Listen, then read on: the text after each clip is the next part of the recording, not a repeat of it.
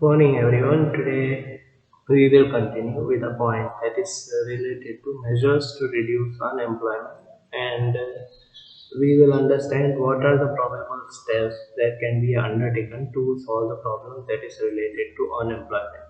So the first point in that is population control. The high population growth rate of India has increased the problem of unemployment and made it more serious. Because of the fast population growth rate in country, on one hand, the number of laborers demanding job is increasing. On the other hand, due to slow economic growth, appropriate number of employment opportunities cannot be created. As a result, unemployment is increasing. सो यहाँ पे हमारे country में ज़्यादा population growth rate होने की वजह से जो अनएम्प्लॉयमेंट से जुड़ी हुई प्रॉब्लम है वो ज़्यादा राइज हो रही है। यहाँ पॉपुलेशन ग्रोथ जो है वो ज़्यादा है ये और इस वजह से जो नंबर ऑफ लेबर्स जो जॉब के लिए डिमांड कर रहे हैं उनकी संख्या भी बहुत ज़्यादा है। जबकि जो इकोनॉमिक ग्रोथ रेट है वो काफ़ी स्लो है जिसकी वजह से जो एम्प्लॉयमेंट अपॉर्चुनिटीज लेबर्स के लिए क्रिएट होनी चाहिए वो नहीं क्रिएट हो पा रही और उसकी वजह से अनएम्प्लॉयमेंट से जुड़ी हुई प्रॉब्लम अराइज हो रही है या फिर अनएम्प्लॉयमेंट से जुड़ी हुई प्रॉब्लम इंक्रीज हो रही है। So, if in India problem of unemployment to be solved, then effective step for population control must be taken. इसलिए अगर हमें हमारे कंट्री में अनएम्प्लॉयमेंट से जुड़ी हुई प्रॉब्लम को सॉर्ट आउट करना है तो उसके लिए हमें पहले पॉपुलेशन कंट्रोल के से जुड़े हुए कुछ इफेक्टिव स्टेप्स लेने पड़ेंगे।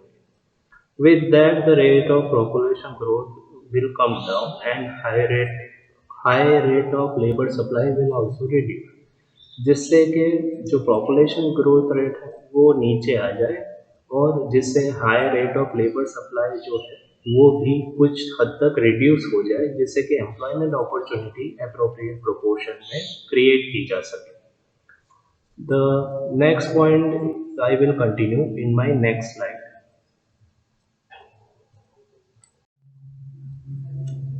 Okay, so let us continue with the next point that is increase in the rate of economic development. One of the constructive solutions of reducing unemployment is by increasing the rate of economic development. In the initial year of planning, the rate of economic development used to be as low as 3 to 3.5%.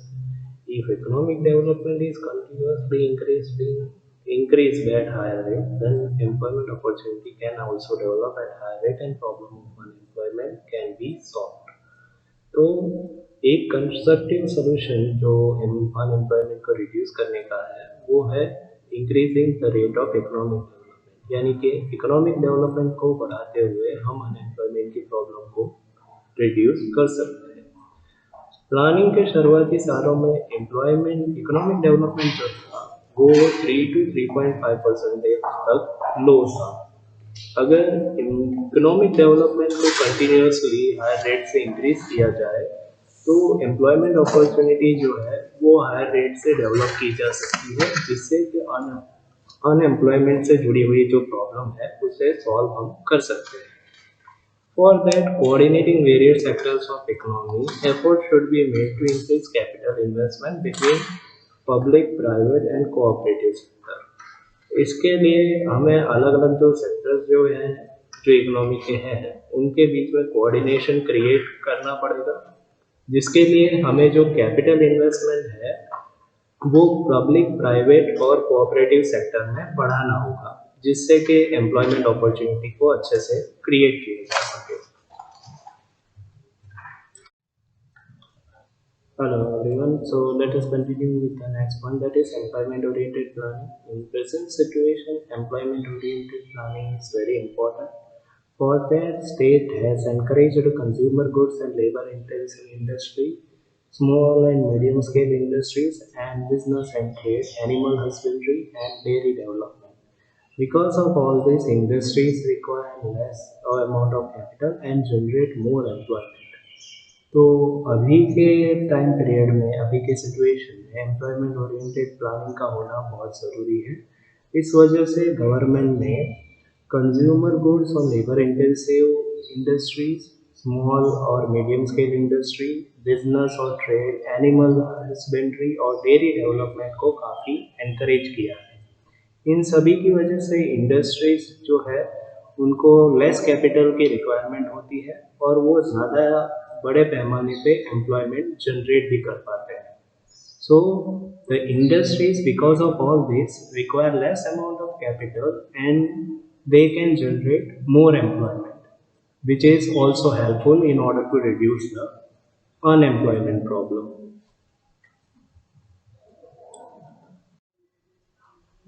Okay, everyone. So we will continue with the fourth point, that is employment-oriented education. In India, to solve the problem of unemployment and to increase the capabilities to gain employment, a revolutionary change in the educational field is necessary, which can implement an education system with perfect human resource planning. तो हमारे India में हमें unemployment की problem solve करने के लिए और लोगों में एम्प्लॉयमेंट से जुड़ी हुई जो कैपेबिलिटी है उसे बढ़ाने के लिए एजुकेशनल फील्ड में क्रांतिकारी बदलाव का होना बहुत ज़रूरी है। इस क्रांतिकारी बदलाव एक ऐसा क्रांतिकारी बदलाव जो एजुकेशन सिस्टम को परफेक्ट ह्यूमन रिसोर्स प्लानिंग के साथ चला सके। In the new educational policy of 2050 for employment generation, collaboration with industries were developed as the objective to have vocational education. तो न्यू एजुकेशनल पॉलिसी जो 2015 की है उसके हिसाब से एम्प्लॉयमेंट जनरेशन के लिए जो कुछ कोलैबोरेशन इंडस्ट्रीज के साथ भी बनाया गया है क्योंकि वोकेशनल एजुकेशन के ऑब्जेक्टिव्स को फुलफिल किया जा सके। तो न्यू एजुकेशनल पॉलिसी 2015 के हिसाब से ज़्यादा एम्प्लॉयमेंट जनरेशन के लिए कुछ इंडस्ट्रीज के साथ कोलैबोरेशन भी डेवलप किया गया है जिससे कि वोकेशनल एजुकेशन जो है उसके ऑब्जेक्टिव्स को फुलफिल किया जा सके या फिर वोकेशनल एजुकेशन जो है उसे प्रोवाइड किया जा सके। Similarly, in future years, which sectors has employment opportunity has to be studied and accordingly curriculum need to be prepared, which should also include private sector association.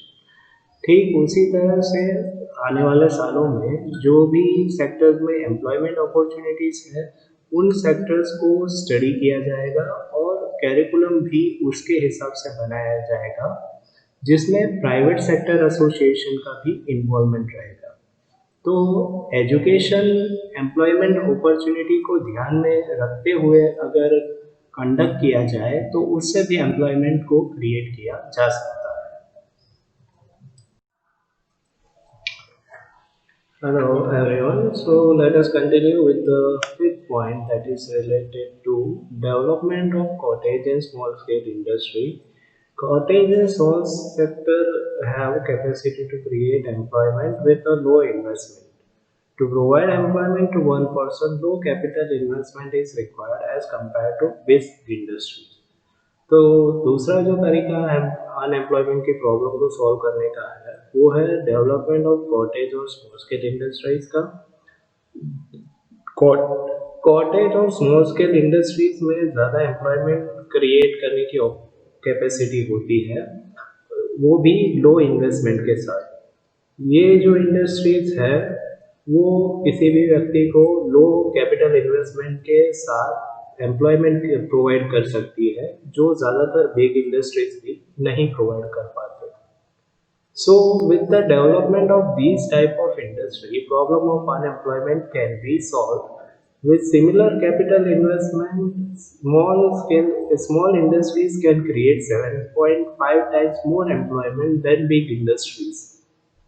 तो इन इंडस्ट्रीज के development के साथ प्रॉब्लम जो unemployment का है उसको आप solve कर सकते हो और ये जो इंडस्ट्रीज है वो 7.5 टाइम्स ज़्यादा एम्प्लॉयमेंट जनरेट करती है बिग इंडस्ट्रीज के कंपैरिजन में, वो भी same amount of capital investment के साथ। तो सिमिलर कैपिटल इन्वेस्टमेंट के साथ यानी बराबरी के कैपिटल इन्वेस्टमेंट के साथ ये इंडस्ट्रीज जो होती है वो 7.5 टाइम्स मोर एम्प्लॉयमेंट जनरेट करती है in comparison to the big industries. इस वजह से जो डेवलपमेंट जो कॉटेज और स्मॉल स्केल इंडस्ट्रीज का होता है वो ज़्यादा एम्प्लॉयमेंट जनरेट करने के लिए काफ़ी बेनिफिशियल रहता है। Hello everyone, let us continue with the sixth point, that is extension of rural infrastructural facility. Indian rural areas have less employment opportunity than urban areas, and one reason responsible for this is poor infrastructural facilities in rural areas. So, if government extend the services like education, health, housing, electricity, road, business training center, and other infrastructural facilities, then with the help of local resources, employment can be made available to individuals nearer to their residence. तो India में rural areas में कम employment opportunities देखने को मिलती है urban areas की comparison में। इसका एक मेन रीज़न ये है कि रूरल एरियाज में अच्छी इंफ्रास्ट्रक्चरल फैसिलिटीज़ नहीं होती। तो गवर्नमेंट जो है वो अपने इंफ्रास्ट्रक्चरल फैसिलिटी कुछ सर्विसेज को प्रोवाइड करते हुए अगर रूरल एरियाज में एक्सटेंड करे, जैसे कि सर्विसेज जैसे कि education, health, housing, electricity, road, business training centre और अदर इंफ्रास्ट्रक्चरल फैसिलिटी को एक्सटेंड करे, तो कुछ लोकल रिसोर्सेज की मदद से इंडिविजुअल्स के लिए एम्प्लॉयमेंट अपॉर्चुनिटीज गांव में क्रिएट करना पॉसिबल होता है। उनके रहने की जगह से नज़दीक में ही उनके लिए एम्प्लॉयमेंट अपॉर्चुनिटी क्रिएट कर पाना पॉसिबल हो सकता है। Okay, so the seventh point is related to speed and expansion of green revolution in agriculture sector. The high population growth in India, high dependence of population on agriculture create disguised unemployment, and at the same time uncertain monsoon and insufficient irrigational facility create seasonal unemployment. तो हमारे India में population जो है वो ज़्यादा है और जो ज़्यादातर पॉपुलेशन है वो एग्रीकल्चर सेक्टर पे डिपेंडेंट है, इसलिए डिस्गाइज द अनएम्प्लॉयमेंट क्रिएट होता है। इसके अलावा जो रेन मानसून ओरिएंटेड जो सिनारियो है वो अनसर्टेन है और इरिगेशन फैसिलिटीज जो है वो भी इनसफिशिएंट है, जिसकी वजह से सीजनल अनएम्प्लॉयमेंट क्रिएट होता है। So, solution of high dependence of population on agriculture and the capability of shifting these surplus people to another sector has not become feasible. तो ये हाई हाई जो हो ज़्यादा पॉपुलेशन जो हाईली एग्रीकल्चर सेक्टर पे dependent है उनके लिए कोई सोल्यूशन क्रिएट करना और इस पॉपुलेशन को किसी और सेक्टर की तरफ डाइवर्ट करना ये अभी तक पॉसिबल नहीं हुआ है। Hence, to solve the problem of unemployment in rural area, green revolution should be speed up and effort should be made to extend it to more areas which can increase the opportunities of employment. इस वजह से unemployment की problem जो rural area में solve करने के लिए green revolution को ज़्यादा स्पीड अप करना, उसे ज़्यादा तेज़ी से बढ़ाना और उसके विस्तार अलग अलग एरियाज में करना या फिर उसके एरिया को ज़्यादा बढ़ाना काफ़ी ज़रूरी है ज़्यादा एम्प्लॉयमेंट अपॉर्चुनिटी को क्रिएट करने के लिए। Hello everyone, let us continue with a point that is stating something about the state solution to solve unemployment. यहाँ पे गवर्नमेंट के द्वारा जो सॉल्यूशन अनएम्प्लॉयमेंट की प्रॉब्लम को सॉल्व करने के लिए दिए गए थे या फिर जो इम्प्लीमेंट किए गए थे उनके बारे में हम थोड़ा जानेंगे। Mahatma Gandhi National Rural Employment Guarantee Act, that is in short known as MGNREGA. On February 2006, National Rural Employment Guarantee Act was started with the objective of providing employment to rural people residing in backward district of country. तो ये जो NREGA जो था वो इस objective से start किया गया था कि जिससे रूरल पीपल जो है, जो लोग गांव में रहते हैं, उनको एम्प्लॉयमेंट की अपॉर्चुनिटी प्रोवाइड की जा सके। तो national rural employment guarantee act इसलिए स्टार्ट किया गया था उन लोगों के लिए स्टार्ट किया गया था जो गांव में रहते हैं, जो किसी बैकवर्ड डिस्ट्रिक्ट से बिलोंग करते हैं, उनके लिए एम्प्लॉयमेंट अपॉर्चुनिटी क्रिएट करने के लिए इस एक्ट को इन्फ्लुएंस किया गया था। The name of NREGA was changed to MGNREGA on 2nd October 2009. To make this program successful, government declared 2nd February as Employment Day. इस NRGA का नाम बदल के MGNRGA रखा गया था 2 अक्टूबर 2009 को, और इस प्रोग्राम को सक्सेसफुल बनाने के लिए 2 फरवरी को एम्प्लॉयमेंट डे के तौर पे डिक्लेयर भी किया गया था। In this program, at least one person from each family is given guarantee of getting employment for 100 days in a year. इस प्रोग्राम के तहत किसी भी फैमिली में से किसी एक मेंबर को साल में 100 डेज के लिए एम्प्लॉयमेंट की गारंटी प्रोवाइड की जाती है।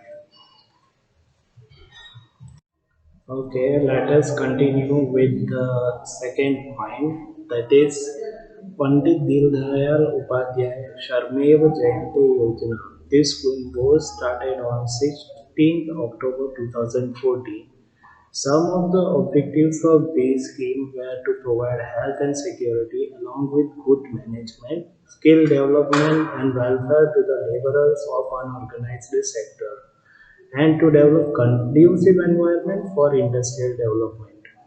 तो ये पंडित दीनदयाल उपाध्याय श्रमेव जयंती योजना जो है वो 16 अक्टूबर 2014 को शुरू किया गया था, और इस योजना का एक ऑब्जेक्टिव था, इस स्कीम का ऑब्जेक्टिव जो है वो हेल्थ और सिक्योरिटी को अच्छे मैनेजमेंट के साथ प्रोवाइड करना, इसके अलावा जो अनऑर्गेनाइज सेक्टर से जो लेबर बिलोंग करता है उनकी भलाई और उनके में स्किल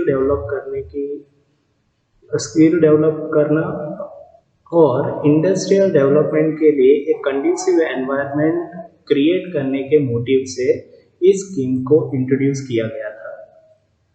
दीनदयाल उपाध्याय ग्राम ज्योति योजना. Instead of earlier rural electrification program, this program is started with the objective of providing constant 24/7 electricity service in rural areas. तो पहले के रूरल इलेक्ट्रिफिकेशन प्रोग्राम की जगह इस प्रोग्राम को 24/7 इलेक्ट्रिसिटी सर्विस को रूरल एरियाज में प्रोवाइड करने के हेतु से इंट्रोड्यूस किया गया था। That is Deendayal Upadhyay Gram Jyoti Yojana. Deendayal Upadhyay Gramin Kaushalya Yojana. This scheme was started on 25th September 2014. The main objective of this program was to provide employment to youth between age group of 18 to 35. ये दीनदयाल उपाध्याय ग्रामीण कौशल योजना को 25 सितंबर 2014 को शुरू किया गया था। इस programme का एक ऑब्जेक्टिव था कि जो जवान लोग जो 18 से 35 साल के हैं उनको एम्प्लॉयमेंट की अपॉर्चुनिटी प्रोवाइड करना। Prime minister agriculture irrigation program. This program was started on 1st July 2015 with an objective of water to every field to increase field productivity, optimum use of available resources and planning of irrigation facilities to agricultural areas. तो prime minister agricultural irrigation program को 1 जुलाई 2015 को start किया गया था। इसका objective ये था कि हर एक फील्ड में जो एग्रीकल्चर से जुड़ा हुआ है वहाँ पे एक पर्टिकुलर यानी प्रॉपर अमाउंट में पानी की सुविधा मिल सके, जिससे कि फील्ड प्रोडक्टिविटी बढ़े। और इसके अलावा इसमें एक और ऑब्जेक्टिव है, that is optimum use of available resources and planning of irrigation facility to agricultural area. इसमें ज़रूरत के हिसाब से अवेलेबल रिसोर्स का उपयोग करना और इरिगेशन फैसिलिटीज जो एग्रीकल्चर एरिया से कनेक्टेड है उससे रिलेटेड प्लानिंग करना भी इसका एक ऑब्जेक्टिव था।